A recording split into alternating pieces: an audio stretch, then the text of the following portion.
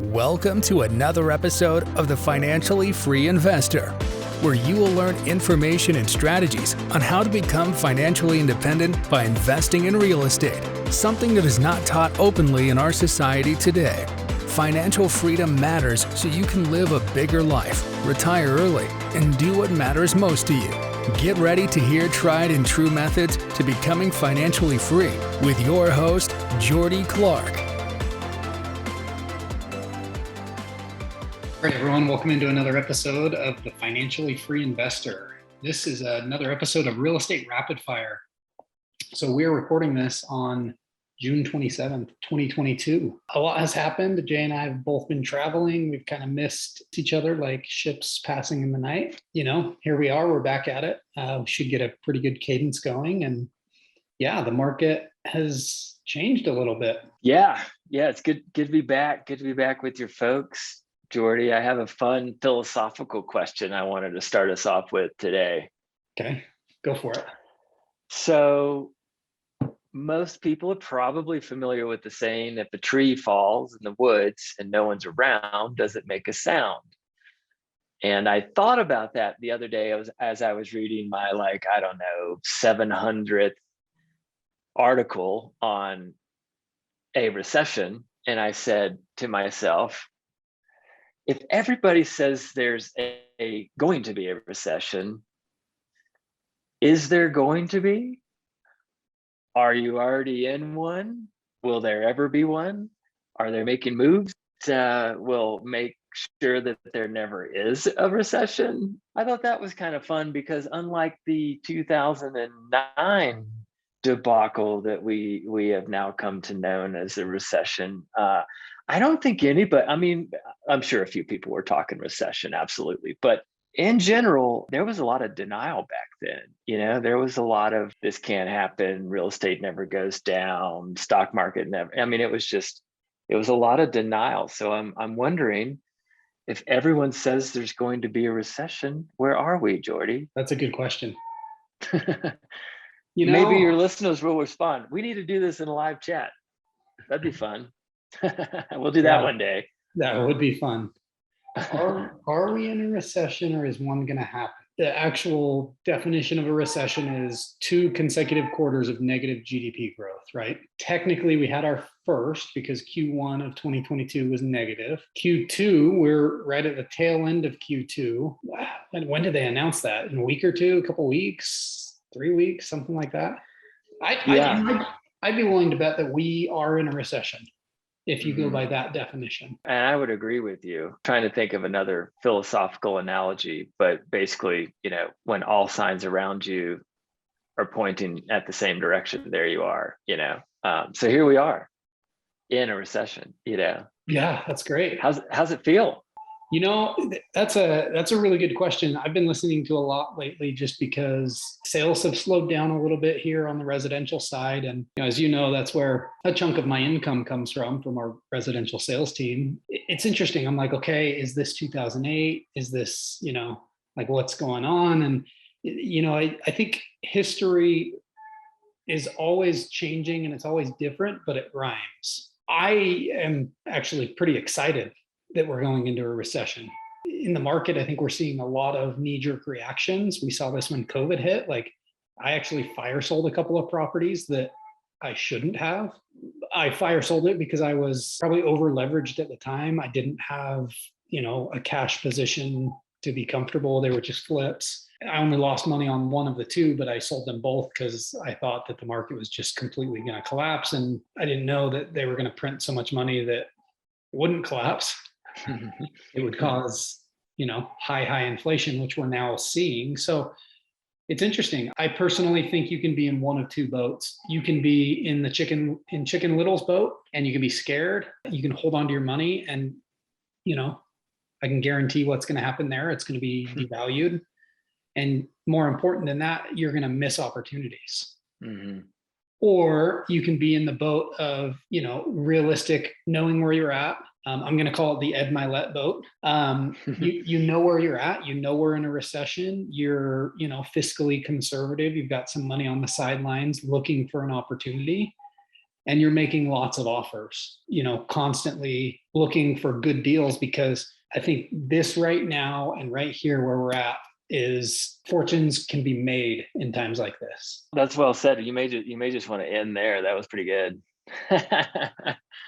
No, that was really good. And I actually, having now come many circles, I can relate a lot to Chicken Little, even though I've over 15 years always been actively investing.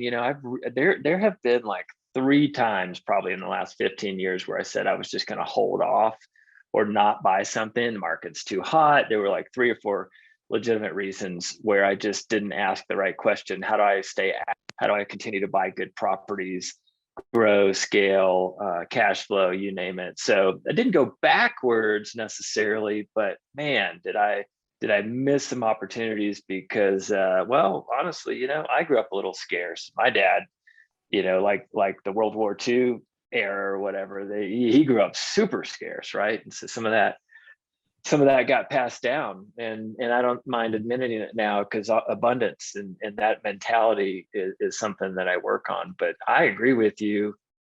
I'm getting excited. Part of me kind of hates saying it that way, because there's no doubt there's still some anxious. There's probably going to be some people that might be without a job throughout this whole thing. That is an outcome of recessions, and that's unfortunate. But what are we going to do on the real estate side of things? We're going to continue to cash flow and have some buying opportunities, like you said. I also love that, we talked about this a little bit earlier too, and getting more aggressive on making offers, because for once in many months, maybe even a couple of years, 18 months, 2 years, making an offer actually gets you something versus this much over list price, and we'll do it sight unseen and all this other crazy stuff. The term making an offer is actually coming back, which I think is healthy. Oh, it totally is. I think I've said this before, but the last couple of years, people were buying houses that they literally didn't love just because they could get it, right? Yeah. So I got an interesting one here. Kind of 2 facts that lead into the same point. The cost of owning a home is $836 more than renting Per month. That's a lot. That's annual. Okay. That would be a whole lot. That would be Park City if it was. Could be true up here, but that's for a year, which that's significant, and it's $200 higher than any other.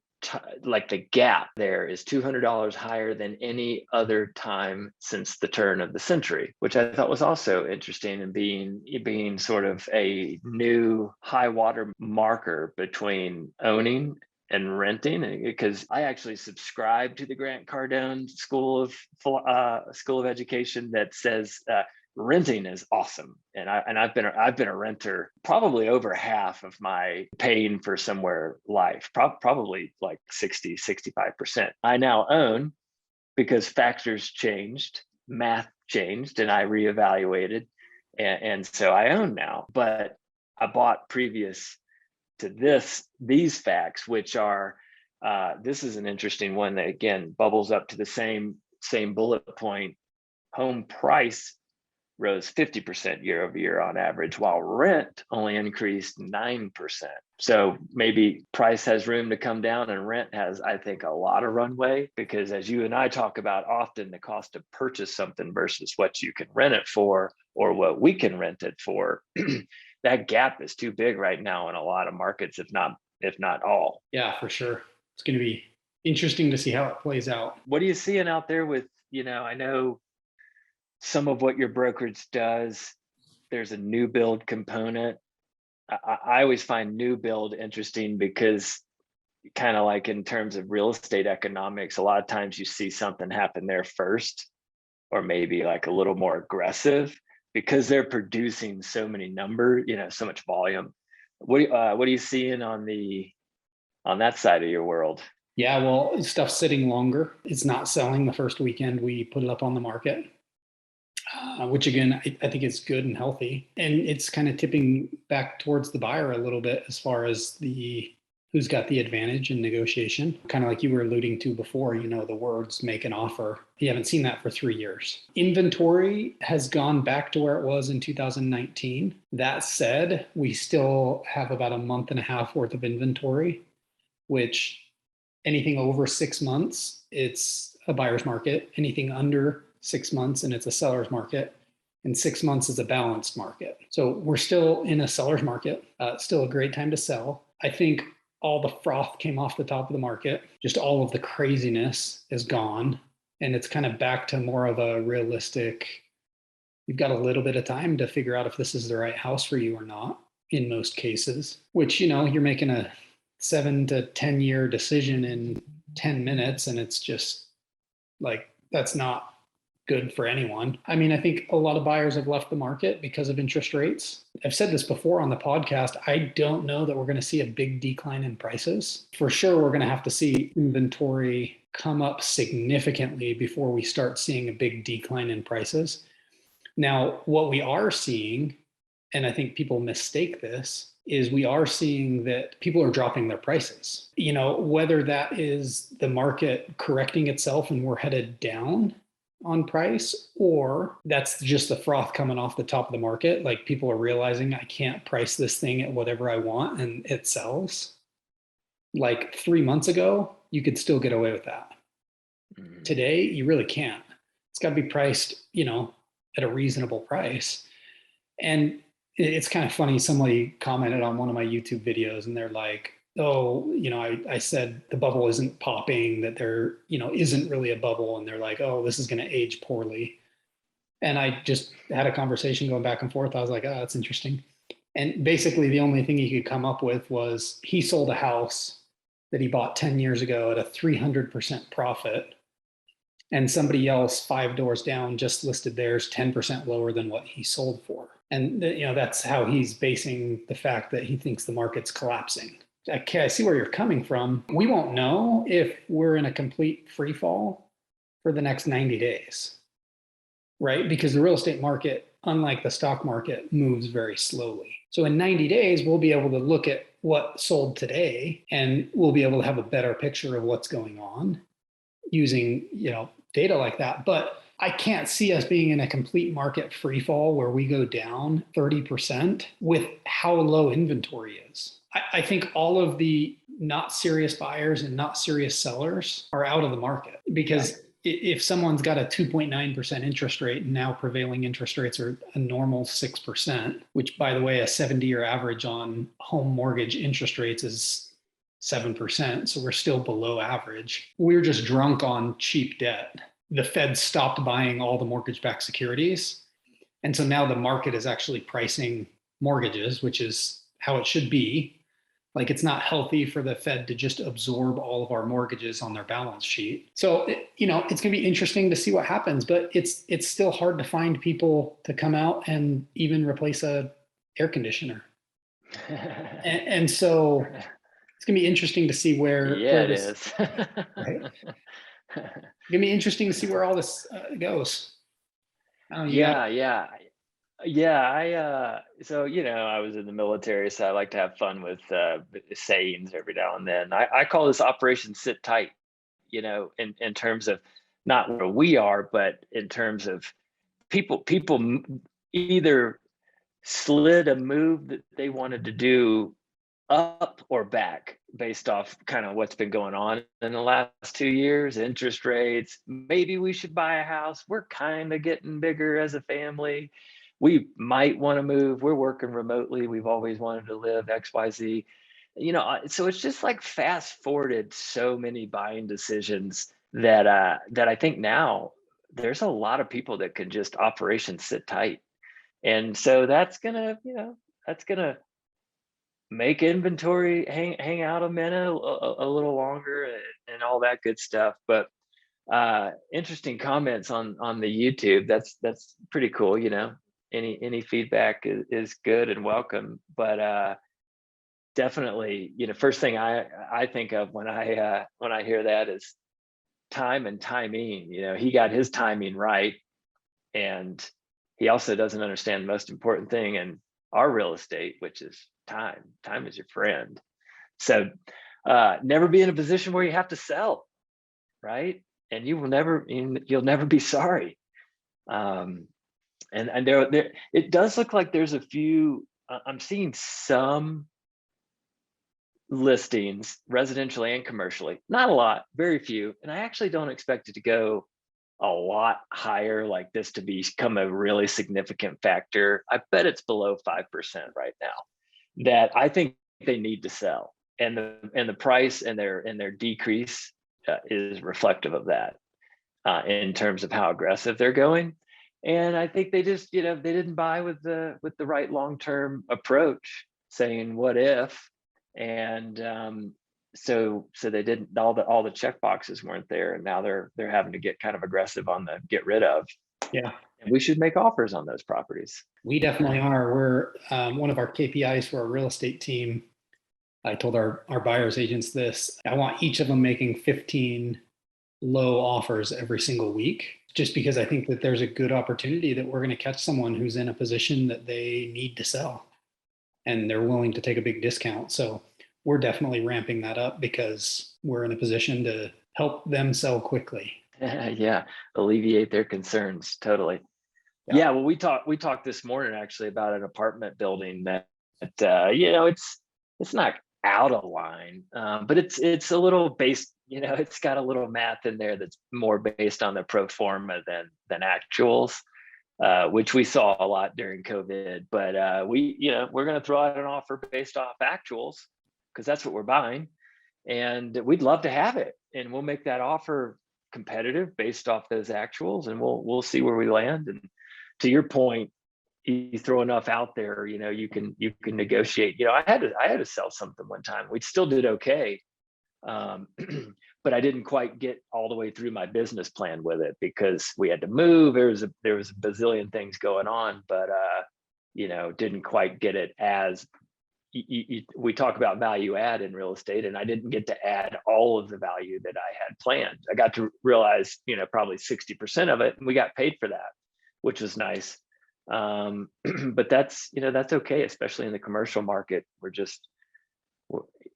going back to the negotiation table now on both sides, which is a good thing. I look forward to that. Now that we know we're not all going to die if we are in a recession, what else are you seeing? Yeah, I keep going back to just getting excited. Even though I was a benefactor of the market recently, because I've sold stuff over the last 3 years. So have you, so have we. I'm excited for the next chapter because I think you're going to need to be a little bit better. That's why people better listen to your podcast. I think there will be opportunity, but you can't, you need to get out the calculator. You need to get those spreadsheets back out. You need to work on negotiation skills, these things are fun for me. When everything's just a ridiculously competitive, crazy seller's market. I got to be honest, I didn't have a ton of fun. We made some money. I appreciate that. No question. I'm very appreciative for that, but it's not a super fun time. I'm looking for, I feel like this next chapter is going to be fun. That's true. We keep asking you got some feedback off YouTube. I probably need to ask this question before I hop on and start firing off with you, but we get any questions from the audience that you can remember of? I know you got your assistant there curating those, but anything jump out to you that came in from the audience? It'd be cool to start slamming into those. A lot of what I'm hearing though I know that people that are a regular are just, gosh, is it a good time to buy? Okay. Nothing Love that specific, question. But yeah, what do you think? What do you say? Oh man, that's why we're such good partners. We're always asking each other good questions. Who can get it out first? I'll go. No, the answer for me after 15 years of investing has not always been the same. The answer now is yes, always. At the height of the market, at the bottom of the market, the top of the market, the mid market, the answer is always. And it's not always easy. And you've got to be really good, and you should never buy anything that you shouldn't buy. But you do need to learn how to buy in every cycle. Otherwise, you'll do okay. You'll get a couple of rentals under you. And I'm speaking from experience here, but you're going to let off the gas And you're going to look back in the rearview mirror and say, man, was I wrong during that time? And I should have kept buying. I should have just bought smartly, and I'd be in a much different position today. So I think it's always a good time to buy. And I answer that way because I have been the guy who did not buy when the time wasn't perfect, and I missed a lot of opportunities, and I learned from that. So should you buy at the height of the market? Well, no. If you know that the low of the market is going to be in 72 days, sure, wait for that. And also give me your number.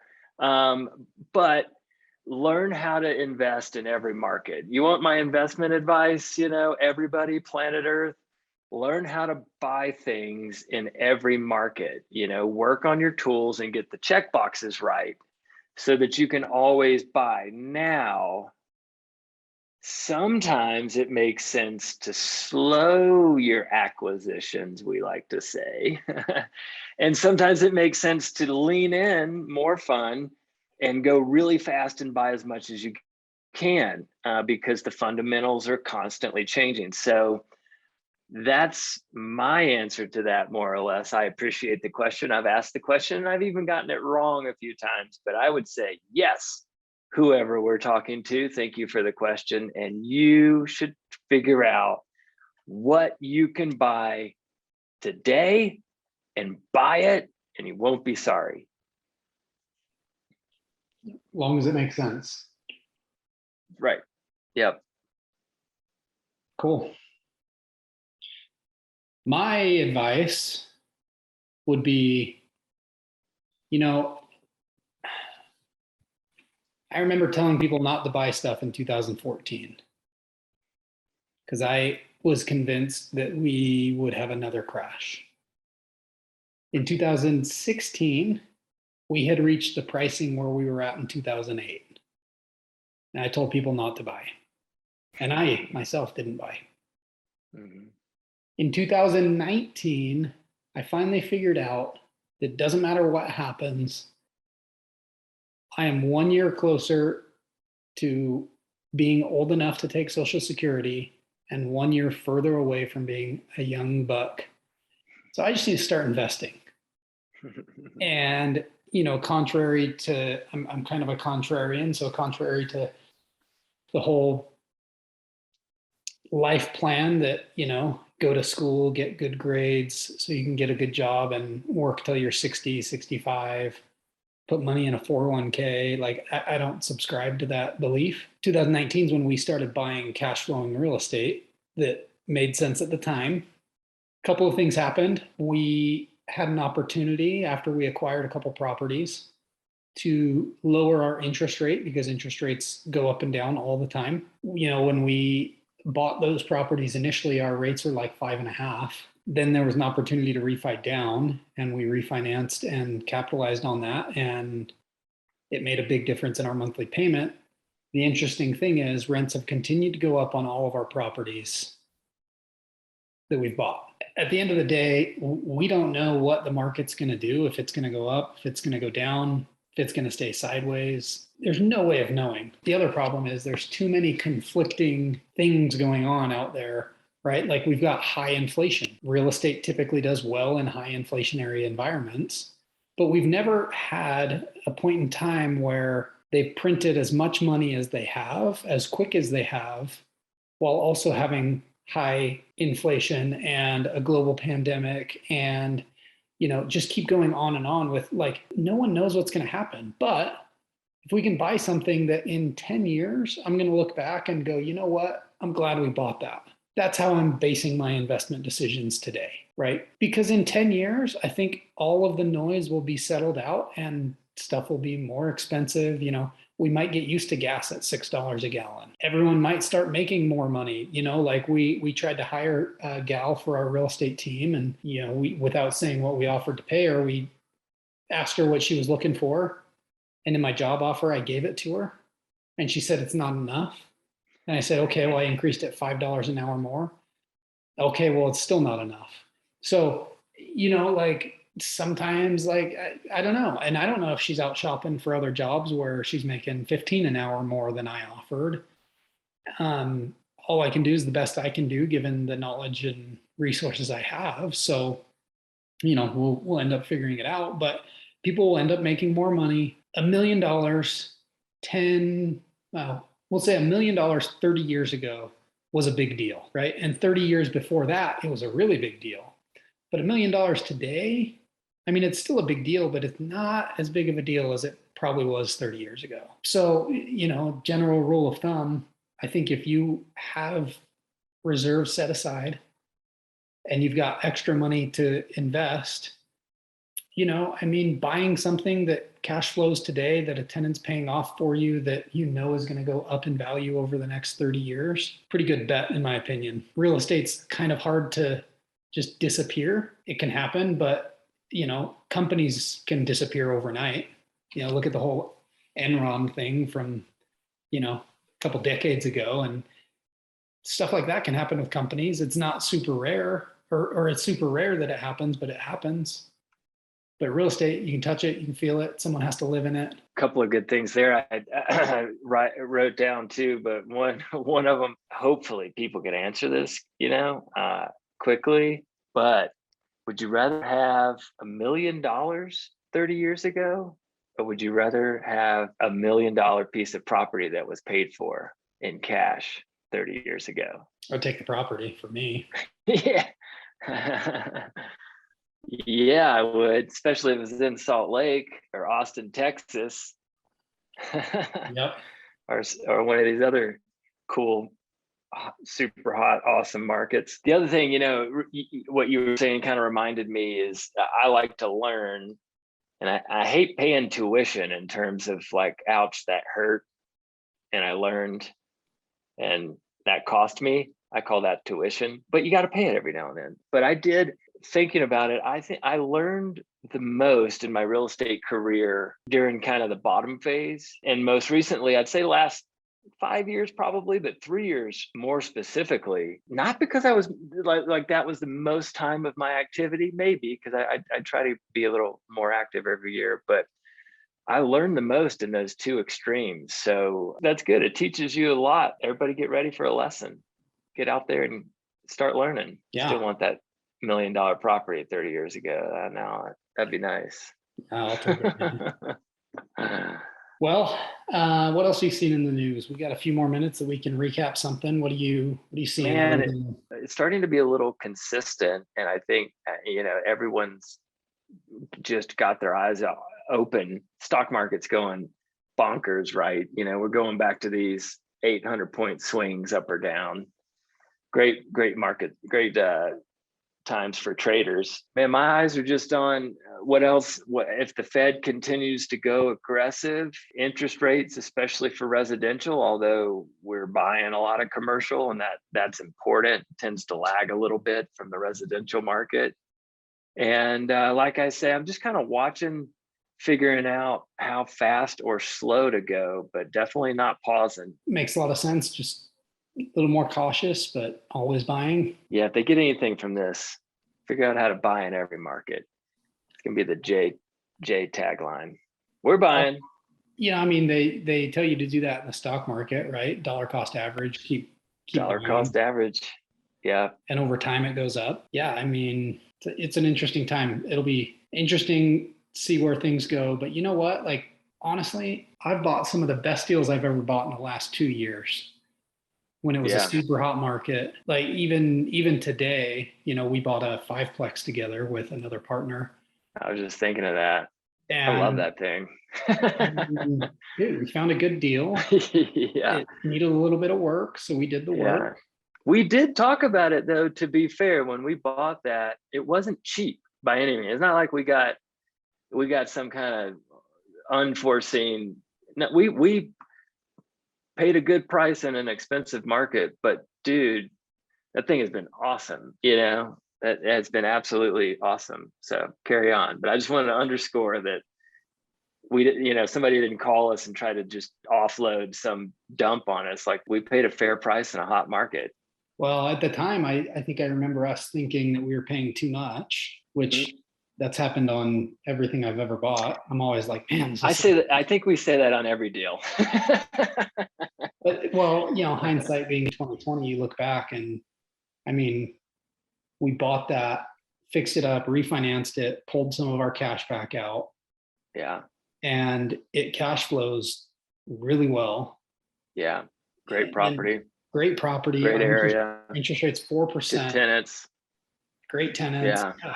And in 5 years, that's going to be something that we're not going to be upset to continue to own. Yeah. No, love that one. So, you just need to look for those deals right now. The interesting thing is, like, those are the deals you need to be looking for in every market. Yeah. Whether it's super hot, whether everyone's buying or no one's buying, or some people are scared, or like, just, you need to find the good deals, because you can't take down every deal. Yeah. And so, just to put a couple other nuggets on there, because I think especially newer investors will be helpful to takeaways. And I'm always saying check boxes, but sometimes people are, Jay, what the heck do you mean by check boxes? And the check boxes on that piece of property weren't so much we're getting this screaming deal going in, but we knew, because of our engagement with the area, the market, we knew, very, very strongly what we could do with that property, kind of where it was going in, and what we could do with it, that we would get it. We set a conservative time frame on how long that would take. We knew what we could do on the lending side, going in, refinancing, what the other interest rate would look like on a longer term hold. So we had all these check boxes, and so that's where we did say, going in, wow, this isn't some sort of screaming deal. But by the time we did all of our check boxes and really conservatively, though, thought what we could do with that property, said, hey, this is definitely purchase, took the emotion out of it. And now today, all three of us in that one, we love that thing, because it was better to us than our conservative estimates. And that's good. That's the way you want to plan for it.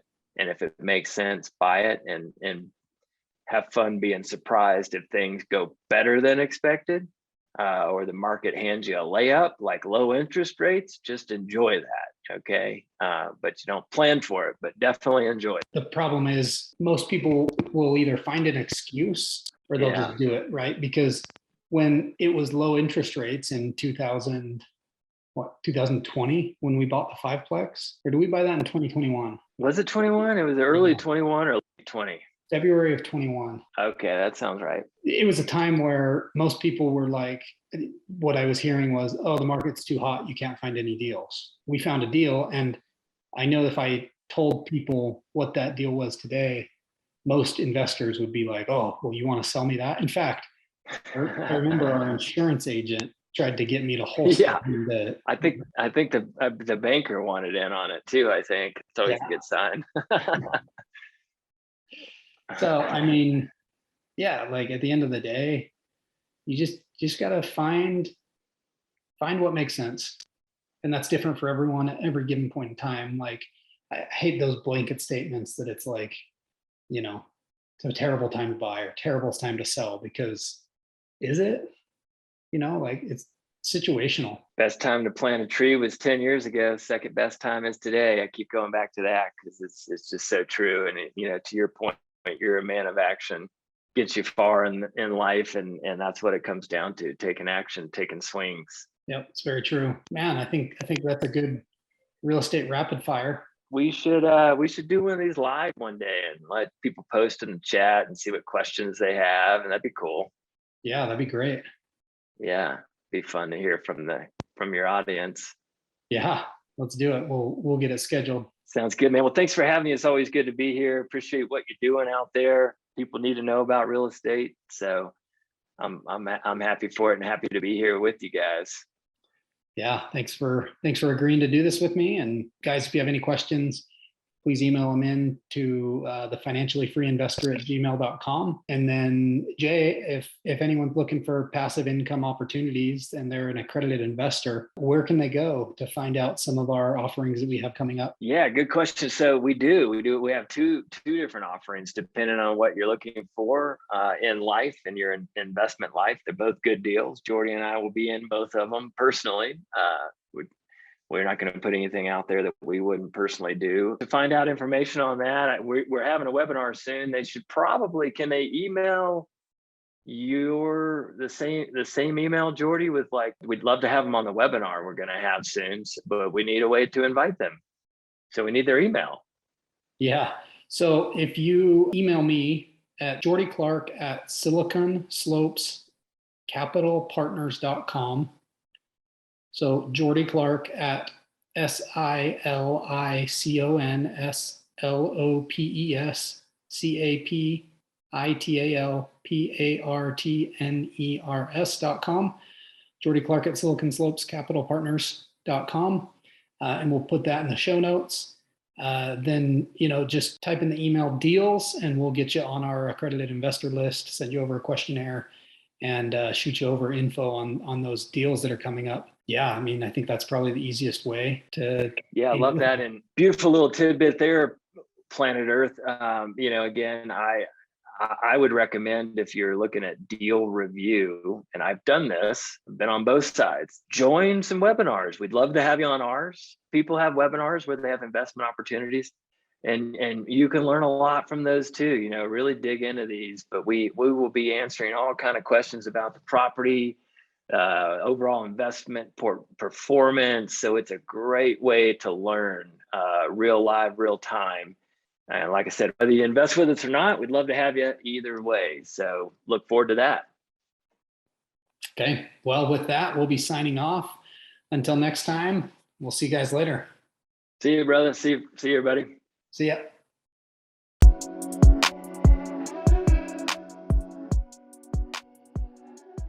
Thank you for joining me for another episode of The Financially Free Investor. If you found value in this episode or know someone who would find value in this information, please share with them, subscribe, and send us a review.